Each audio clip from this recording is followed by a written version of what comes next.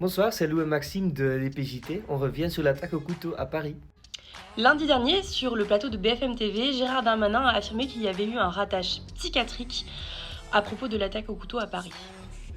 Le 2 décembre, près de la Tour Eiffel, un islamiste radical de 26 ans a arrêté après avoir tué un jeune touriste germano-philippin et blessé deux autres personnes au coup de couteau et de marteau.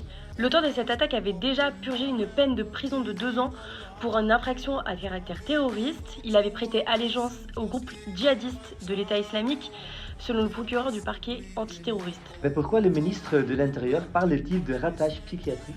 En fait, l'attaquant était sous le coup d'une injonction de soins impliquant un suivi psychiatrique qui s'est fini en avril 2023 sous l'accord de son médecin.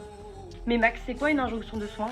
C'est une décision de justice créée par une loi de 1998. Elle est prononcée sur l'expertise médicale afin de lutter contre les récidives. C'est une peine complémentaire ou principale qui intervient après une condamnation. Concrètement, ce sont des visites chez les psychiatres et des traitements médicamenteux. Pour vérifier que le patient prend bien son traitement, il peut être soumis à des prises de sang. Dans quelle situation cette injonction aux soins est-elle prononcée? Alors ça concerne majoritairement des personnes condamnées pour agression sexuelle, pour violence conjugale ou pour actes de terroristes, comme l'assaillant dont on parle tout à l'heure. Gérald Darmanin a proposé que les autorités puissent demander une injonction administrative d'un soin pour une personne radicalisée suivie pour troubles psychiatriques pour prévenir des passages à l'acte.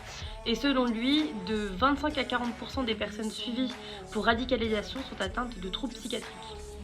Merci beaucoup d'avoir regardé notre vidéo. N'hésitez pas à aller regarder sur le site des rattrapages de l'actu et à vous abonner. Au revoir!